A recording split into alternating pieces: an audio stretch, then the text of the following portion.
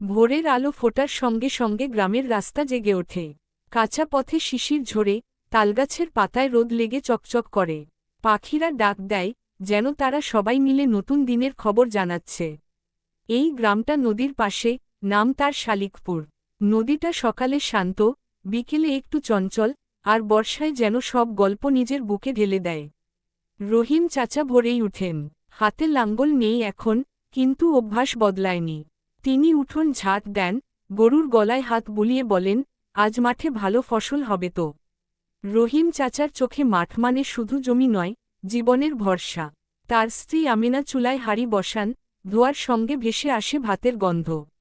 পাশের বাড়ি থেকে কেউ ডাকে, আজ নদীতে মাছ উঠেছে নাকি। গ্রামের স্কুলটা ছোট, টিনের চালা। মাস্টারমশাই হালকা কাশি নিয়ে ক্লাস শুরু করেন।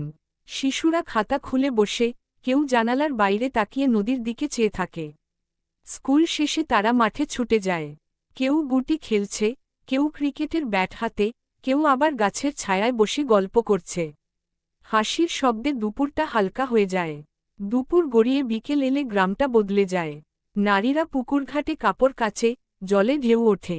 কিশোরীরা চুল বেঁধে হাসতে হাসতে গল্প করে। নদীর পাড়ে নৌকা ভিড়ে, জেলেরা জাল গুটায়। তাদের মুখে ক্লান্তি, তবু চোখে তৃপ্তি। আজকের শিকার খারাপ নয়। বিকেলের চায়ের দোকানটা গ্রামের খবরের কেন্দ্র। কেরোসিনের চুলায় চা ফুটছে, কাপে কাপে গরম ধোয়া। কেউ রাজ্যের খবর বলছে, কেউ ফসলের দাম নিয়ে চিন্তা করছে, কেউ আবার পুরনো দিনের গল্প টেনে আনে। রহিম চাচা চা চুমুক দিয়ে বলেন, সময় বদলেছে, কিন্তু মাটির টান বদলায়নি। সবাই মাথা নাড়ে। সন্ধ্যা নামলে আজানের সুর ভেসে আসে। মসজিদের আলো জ্বলে ওঠে।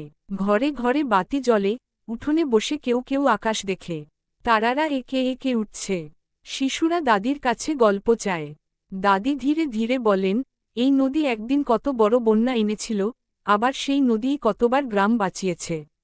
গল্পের ভেতর দিয়ে সময় থেমে যায়। রাত বাড়ে, ঝিঝি পোকার ডাক শোনা যায়। দূরে কোথাও কুকুর ডাকে। ঘরের ভেতর ঘুম নামছে। শালিকপুর ঘুমিয়ে পড়ে, কিন্তু তার স্বপ্ন জেগে থাকে। ভোরে আবার আলো আসবে, পাখি ডাকবে, মানুষ কাজে নামবে। এই গ্রামটা প্রতিদিন নতুন করে শুরু হয়, ঠিক যেমন মাটির গন্ধে ভেজা।